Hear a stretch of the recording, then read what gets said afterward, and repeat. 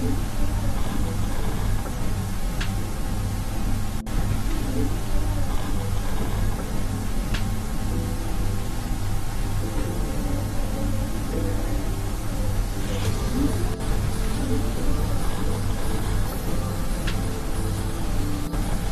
version of Clip Studio has disposal to the digital artist 5 3D primitive shapes in the materials section of the software window, namely plane, cube, sphere, cylinder, and cone.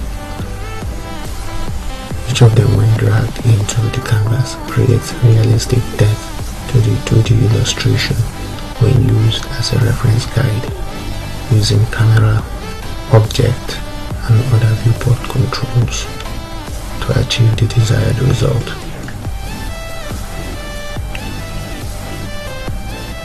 Clicking on the primitive object in the canvas is a cluster of rotation, position, and scale tools for each axis XYZ. The red transform tools for X-axis, green for Y-axis, and blue for Z-axis. Manipulating the selected primitive shape using any of the transform tools shows the amount of the tweaking in the display object list allocate. Adjusting those values manually affect the object in the canvas as well. Still on the display object list primitive, you can increase or decrease the subdivisions using the desired XYZ sliders if the wireframe checkbox is turned on. You can save time for yourself if the same primitive shape is needed by selecting it, then go to edit, copy, and edit, paste, or more conveniently using the Ctrl+C for copy of the selected object and Ctrl+V for paste. The duplicated object is not recognized as it is aligned with the original object in the same layer. Use any of the transform tools to position the object where desired.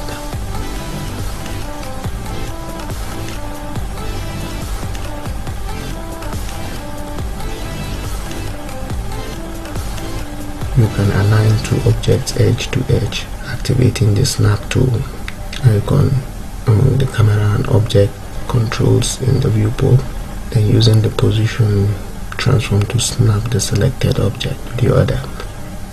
Orange boundary lines along the edges in contact build, showing joint positions. So the thunderbolt that appears below the snap tool shows the tool is active. Other controls can be used to center the selected object to the original position, place on ground, and reset to its original position, rotation, and scale.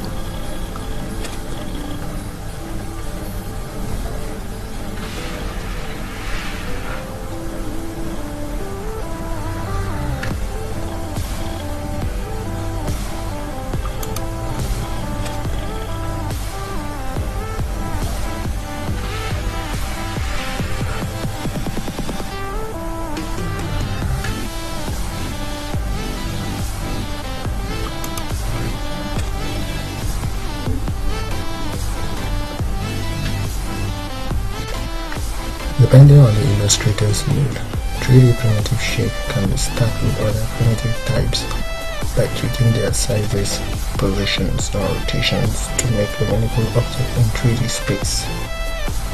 It acts as a reference to its line out in the 2D space canvas, provided the camera is locked.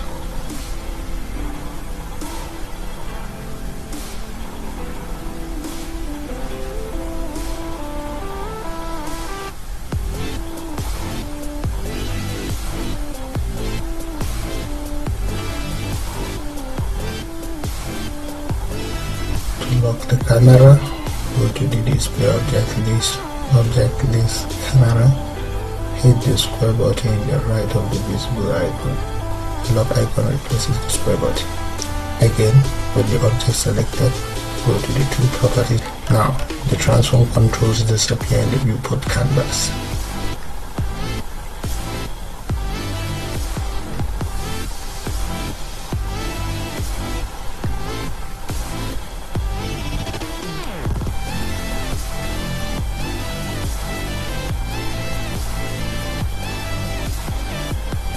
ready to ink following the reference 3D object using the ink tool.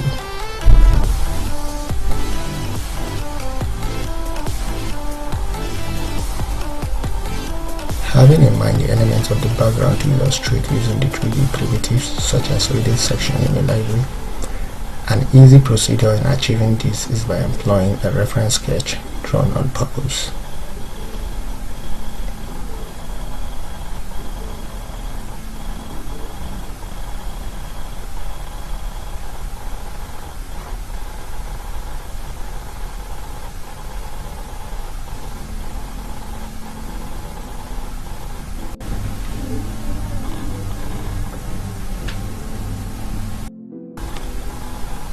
Before we begin, let's talk about proportion.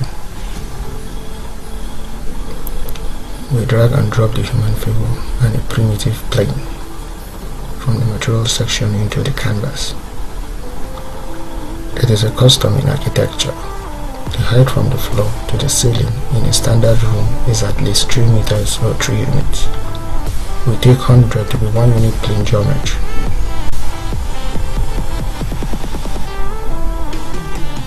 So we adjust the plane size by scaling the y-axis to a value of 300, the height of the inner row.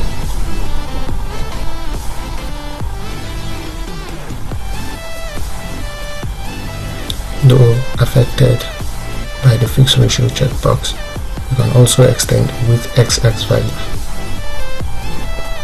to a desired scale enough to cover the area of interest of the background by unchecking the checkbox to a value of 560. That should serve as the extreme wall of the room.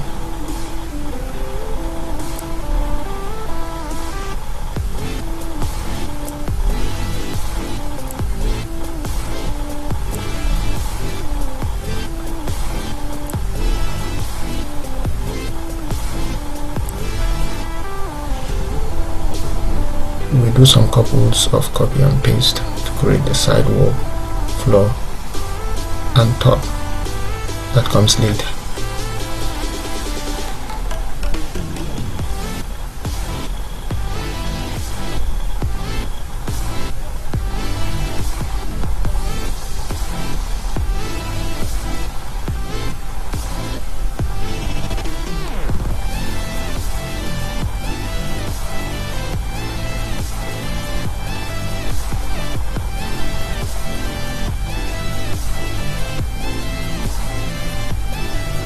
To see through, we move the reference layer above the stacking layer.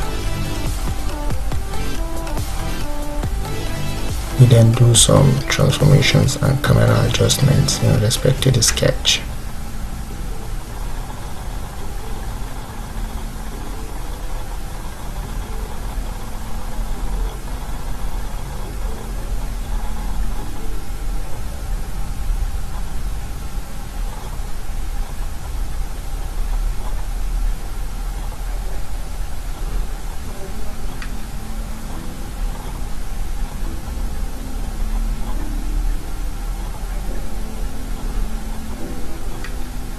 We can also adjust the perspective slider value in the camera section in the display object list to achieve the most out of the reference layer.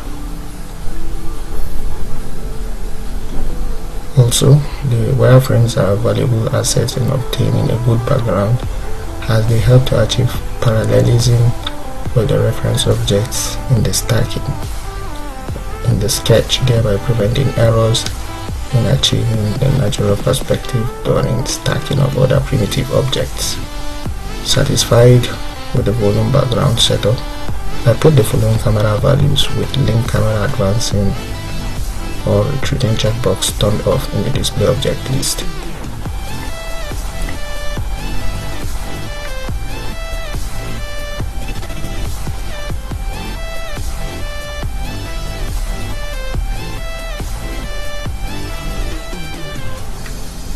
Once done, we create a folder and move the 3D layer in it and adjust the opacity of the overall layer to a value of 40 to see the rough estimate of the 3D draft. to the reference sketch.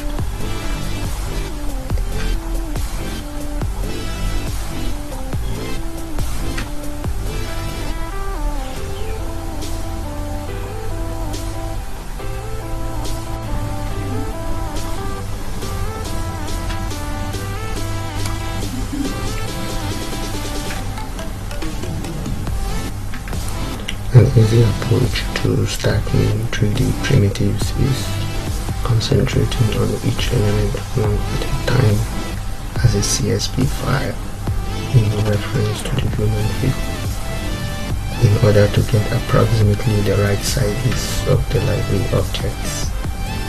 First, we concentrate on the figure in the reading corner.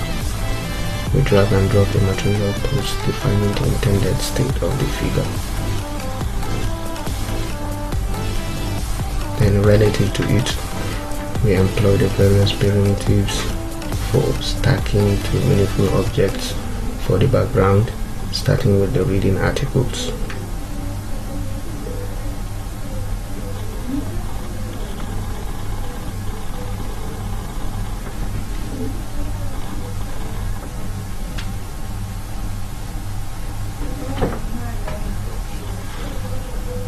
Follow us on further stacking processes.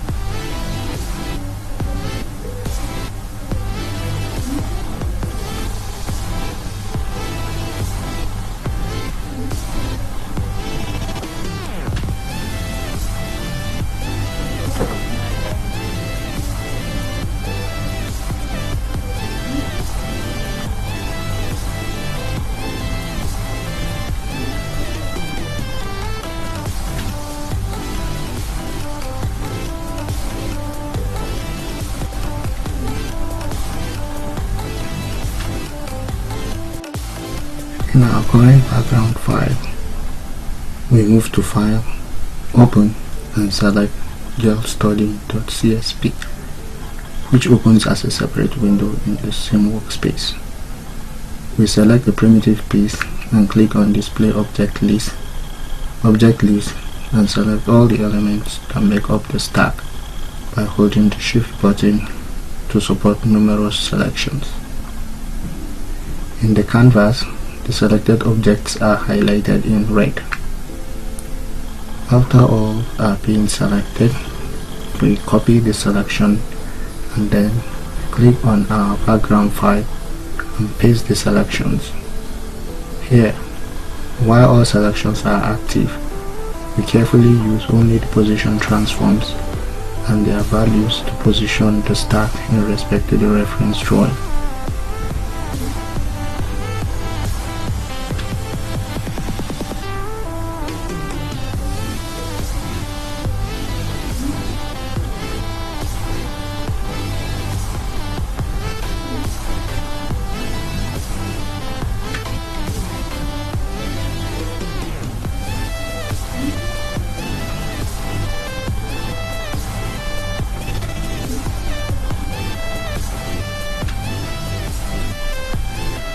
Once achieved, we close the imported file. Repeat the same procedure for the rest of the primitive CSV files.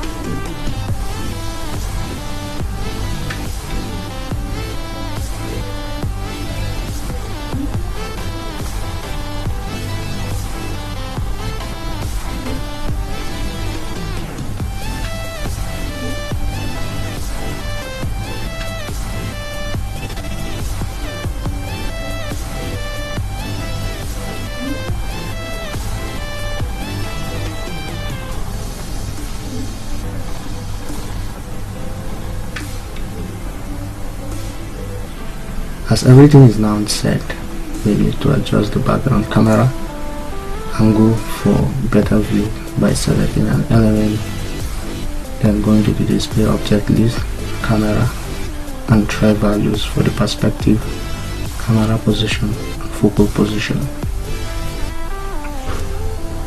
Here are values that suit my work.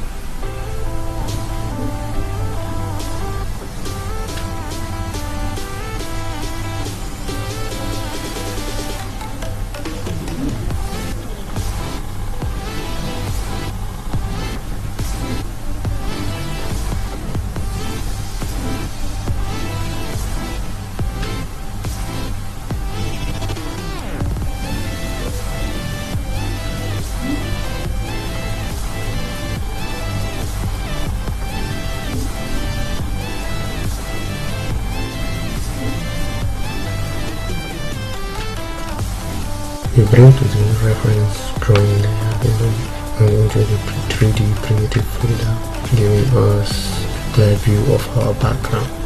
Above the 3D layer, we create a vector layer of our inking process.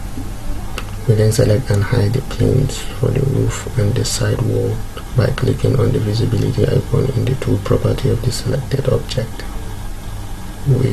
Next we lock the viewport 3D controls and camera controls in order to avoid accidental selection when working on the vector layer. Next we reduce the opacity of the folder, making sure the vector layer is above it. We then activate the ruler in the 3D primitive layer by clicking on the ruler icon in the layer property. Along the list, select showing all layers.